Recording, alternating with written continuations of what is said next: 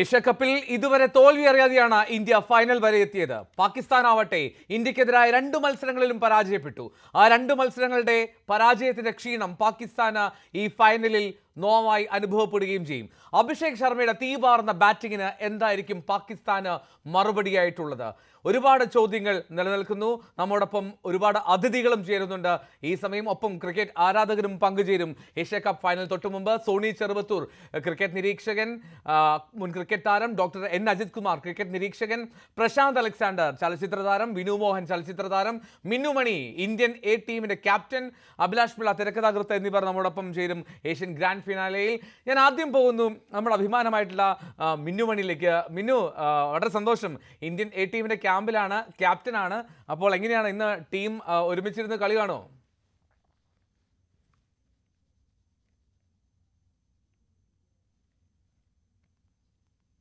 നമ്മളങ്ങനെ പ്രത്യേകിച്ച് പ്ലാനിങ് ഒന്നും ഇല്ല.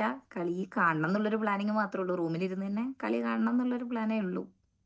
റൈറ്റ്. എന്താണെങ്കിലും മിന്നുമണി സൂചിപ്പിച്ചതുപോലെ ഇന്ത്യൻ ടീമിന്റെ ഇന്നത്തെ മത്സരം കാണാൻ സ്വാഭാവികമായിട്ടും ഇന്ത്യൻ എ ടീമിന്റെ ഒരു ആഗ്രഹം ഉണ്ടാകും, അതിൽ സംശയമൊന്നുമില്ല. ഇനി ഒരു ഇന്ത്യൻ ഇന്റർനാഷണൽ എന്നുള്ള തരത്തിൽ മിന്നുമണി ഈ ടീമിൽ കാണുന്ന കുറച്ച് പോസിറ്റീവ്സും നെഗറ്റീവ്സും ഉണ്ടാകുമല്ലോ. കാരണം Indian men's team, Indian women team രണ്ടാണെന്നറിയാം. പക്ഷേ എങ്കിൽ പോലും ഈ മെൻസ് ടീമിൽ മിന്നുമണി എന്ന ഇന്ത്യൻ ക്രിക്കറ്റ് പ്ലെയർ കാണുന്ന പോസിറ്റീവ്സ് ആൻഡ് നെഗറ്റീവ്സ്. അങ്ങനെ ചോദിച്ചു കഴിഞ്ഞാൽ ഇപ്പൊ നമ്മുടെ മെൻസ് ടീമിന്റെ കണ്ടിന്യൂസ് ആയിട്ടുള്ള ഒരു ടൂർണമെന്റ് എടുത്ത് നോക്കുകയാണെങ്കിൽ തന്നെ നമുക്ക് അങ്ങനെ പറയാൻ പാകത്തിനൊരു നെഗറ്റീവ്സ് ഉണ്ടോ എന്ന് ചോദിച്ചു കഴിഞ്ഞാൽ എനിക്ക് അങ്ങനെ പോയിന്റ് ഔട്ട് ചെയ്യാൻ പാകത്തിന് ആയിട്ടൊന്നും തന്നെ ഞാൻ കാണുന്നില്ല. കാരണം ഓരോ മാച്ചസ് നമുക്ക് കാണുമ്പോഴത്തേക്കും കാണാം, ഓരോ മാച്ചസിലും അതിൻ്റെതായ ഇമ്പ്രൂവ്മെന്റ്സ് അവർ കാണിച്ചുകൊണ്ടിരിക്കുന്നു. പിന്നെ അതുപോലെ തന്നെ ഒരുപാട് മാച്ച് വിൻസ് നമുക്ക് കിട്ടുന്നുണ്ട്. അപ്പൊ അതിൻ്റെയൊക്കെ നമ്മള് ഒരു ടൂർണമെന്റുകൾ ജയിക്കുക, സീരീസുകൾ ജയിക്കുക എന്ന് തന്നെ പറയുമ്പോഴത്തേക്കും നമ്മൾ അത്രത്തോളം നമ്മളുടെ ഭാഗത്തുള്ള മിസ്റ്റേക്സുകളുടെ കുറവ് കാരണമാണ് നമുക്ക് അങ്ങനെ ഒരു ടൂർണമെന്റുകളും സീരീസുകളൊക്കെ വിൻ ചെയ്യാൻ സാധിക്കുന്നത്. അപ്പൊ എന്നെ സംബന്ധിച്ച് അങ്ങനെ പറയാൻ പോയിന്റ് ഔട്ട് ചെയ്യാൻ പാകത്തിനായിട്ടുള്ള ഒരു മിസ്റ്റേക്ക് എന്ന് പറയാനില്ല.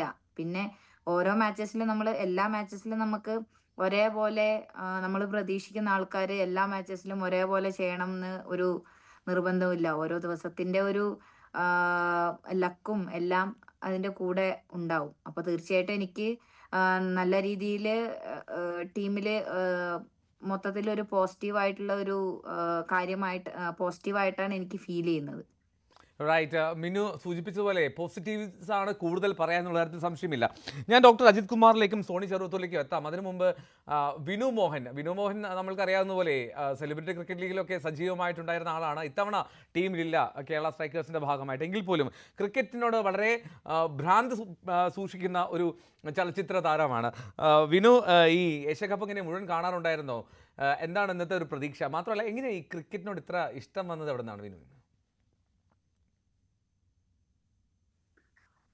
ഏഷ്യാകപ്പ് തീർച്ചയായിട്ടും എനിക്ക് സമയം കിട്ടുന്നതെല്ലാം ഞാൻ കാണാറുണ്ടായിരുന്നു. പ്രത്യേകിച്ച് പുതിയ ടീമുകളിൽ എനിക്ക് ഏറ്റവും ഇഷ്ടപ്പെട്ട ടീമായിരുന്നു ഒമാൻ.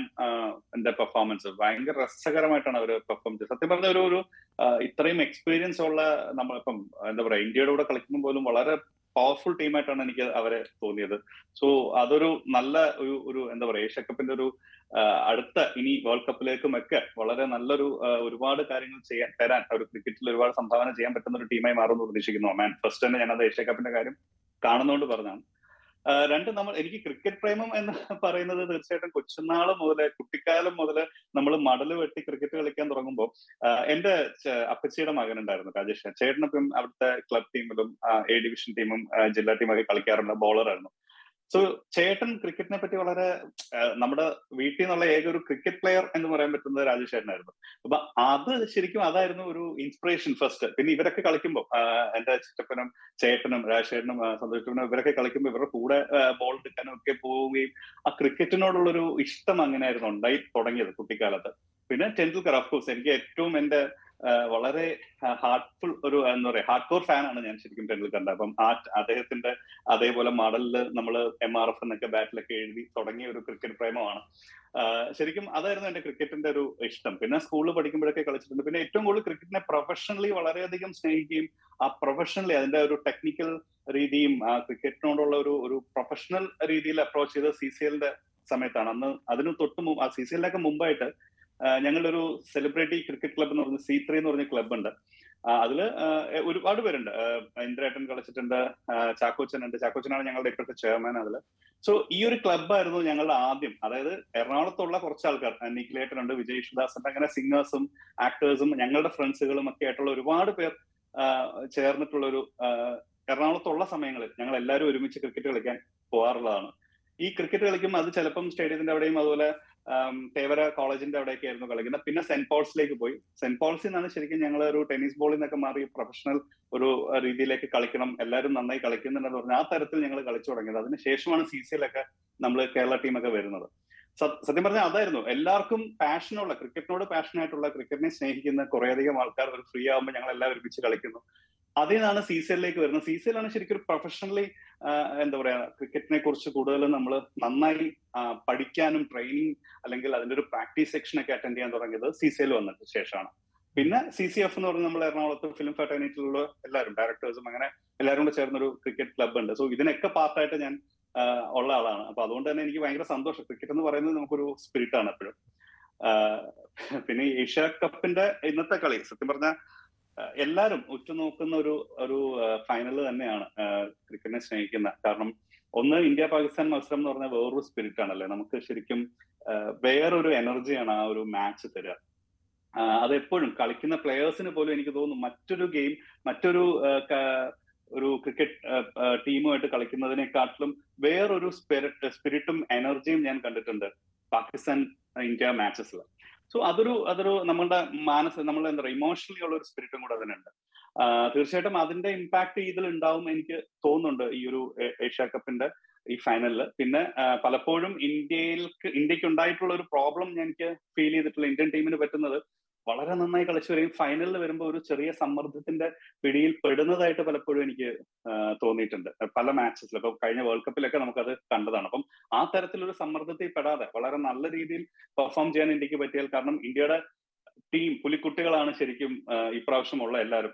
ഇപ്പം അഭിഷേക് ആണെങ്കിലും ശരി, ഗില്ലാണെങ്കിലും, ഗില്ലൊക്കെ ഒരു അത്രയും ശരിക്കും ഗില്ലിന്റെ ഇതൊരു ഫുൾ പെർഫോമൻസിലെ ഒക്കെ പെർഫോം ചെയ്യാൻ പറ്റിയാൽ തീർച്ചയായിട്ടും ഒരു വലിയ സ്കോറിലേക്കൊക്കെ ഇന്ത്യക്ക് പോകാൻ പറ്റും. പിന്നെ സഞ്ജു ആണെങ്കിലും, സഞ്ജു എനിക്ക് തോന്നുന്ന സഞ്ജു ഒരു തേർഡ് ഡൗൺ വരും എന്നാണ്, ഒരു ഫസ്റ്റ് ഡൗൺ വരും എന്നാണ് എനിക്ക് തോന്നുന്നു. തേർഡ് ഡൗൺ അല്ല, ഫസ്റ്റ് ഡൗൺ വരും എന്ന് എനിക്ക് തോന്നുന്നു. കാരണം ആ ഒരു സ്പേസ് ആണ് സഞ്ജുവിന് എപ്പോഴും നന്നായിട്ട് കളിക്കാൻ പറ്റുന്നത്. എനിക്ക് സഞ്ജു ഇപ്പം ഒരു മലയാളി ആയതുകൊണ്ട് മാത്രമല്ല, സഞ്ജു കളിക്കുന്ന ഗെയിം ശരിക്കും ഒരു സപ്പോർട്ടീവ് ഗെയിമാണ്. ആരാണ് ഒരു ടീമിന് വേണ്ടി കളിക്കുന്നതായിട്ട് തോന്നിയിട്ട്, ഇൻഡിവിജ്വൽ ഒരു പെർഫോമൻസിന് വേണ്ടിയിട്ട് ഒരിക്കലും ശ്രദ്ധിക്കുന്ന ഒരാളായിട്ട് എനിക്ക് തോന്നിയിട്ടില്ല. അദ്ദേഹം എപ്പോഴും അദ്ദേഹത്തിന്റെ കളി ടീമിന് വേണ്ടിയിട്ടാണ്. ഇപ്പം ഓപ്പോസിറ്റ് നിൽക്കുന്ന കോ പ്ലെയർ വളരെ നന്നായിട്ട് പെർഫോം ചെയ്തുകൊണ്ടിരിക്കുകയാണെങ്കിൽ അവരെ സപ്പോർട്ട് ചെയ്ത് റൊട്ടേറ്റ് ചെയ്ത് കാരണം എപ്പോഴും ക്രിക്കറ്റിൽ പറയുന്ന ഒരു കാരണം നമ്മൾ ഈ പ്രാക്ടീസ് ചെയ്യുമ്പോഴും ഒക്കെ കോച്ചിന്റെ കയ്യിൽ നിന്നൊക്കെ കേട്ടിട്ടുള്ള ഒരു വേർഡാണ് എപ്പോഴും സിംഗിൾസ് റൊട്ടേറ്റ് ചെയ്യാന്നുള്ളത്. നമ്മൾ റൊട്ടേറ്റ് ചെയ്തുകൊണ്ട് കളിക്കുക എന്ന് പറഞ്ഞാൽ നമ്മൾ അറിയാതെ സ്കോർ കയറുകയും നമുക്കൊരു ബേസ് എപ്പോഴും ബാറ്റ്സ്മാൻമാർക്ക് ഉണ്ടാവുകയും ചെയ്യും. അപ്പം ഈ തരത്തിൽ വളരെ നല്ല രീതിയിൽ കളിക്കുന്നവരാണ് സഞ്ജു. അതേപോലെ അഗ്രസീവായിട്ടും കളിക്കാറുണ്ട്. സോ സഞ്ജുവിന് ഒരു ബേസ് കിട്ടുകയും അഭിഷേകം നന്നായി കളിക്കുകയും അതേപോലെ ഇപ്പം ഫോമിലല്ലാത്ത ശരിക്കും സൂര്യ ക്യാപ്റ്റൻ ആയതുകൊണ്ടാണോ എന്നറിയില്ല, സൂര്യ കുമാറിന്റെ ഒരു ഫോം നമുക്ക് ഈ ഏഷ്യ കപ്പിൽ കാണാൻ പറ്റിയിട്ടില്ല. സോ ഇതെല്ലാം നല്ല വന്നു കഴിഞ്ഞാൽ ഇതിനകത്ത് ഇന്ത്യ അല്ലാതെ വേറൊരു ആളെയും ഒരാൾക്കും എന്താ പറയാ ഒരു മേൽക്കോയ്മ ഇല്ലാതെ ഇന്ത്യയുടെ ആധികാരികമായിട്ടുള്ള വിജയമായിട്ട് ഈ ഏഷ്യ കപ്പിന്റെ ഫൈനൽ ഇന്ത്യക്ക് ജയിക്കാൻ സാധിക്കും എന്ന് വിശ്വസിക്കുന്നുണ്ട്. അതുപോലെ ബോളേഴ്സ് ആണെങ്കിലും. പിന്നെ പാകിസ്ഥാൻ സൈഡിൽ എനിക്ക് ഫീൽ ചെയ്തിട്ടുള്ളത് മിക്കവാറും ഷഹിൻ ഷായും അഫ്രീദിയും ഒക്കെ അവരുടെ ബോളേഴ്സിന്റെ വലിയൊരു വജ്രായുധങ്ങളാണ് അവരെ സംബന്ധിച്ച്. ആ പാകിസ്ഥാൻ ടീമിനെ സംബന്ധിച്ച് അവർക്ക് ആ 2-3 പേരും ഹാരിസും ഒക്കെ വളരെ അവരുടെ പ്രതീക്ഷ അർപ്പിക്കുന്നവരിലേക്കാണ് ബോളിംഗ് സൈഡിൽ. സോ അതും നമുക്ക് ആ ഒരു എന്താ പറയാ അവരുടെ ആ ഒരു ബോളിങ്ങിനെ നമുക്ക് പ്രതിരോധിക്കാൻ കഴിഞ്ഞാൽ, വളരെ നല്ല രീതിയിൽ പെർഫോം ചെയ്യാൻ കഴിഞ്ഞാൽ തീർച്ചയായിട്ടും നമുക്ക് വിജയം സുനിശ്ചിതമാണ്. കാരണം ഏതൊരു അതാണ് വിനു പറയുന്നത് കൃത്യമാണ്. അവരുടെ ഒരു ബോളിങ്ങിനെ പ്രതിരോധിക്കാൻ കഴിയുക എന്നുള്ളതാണ്.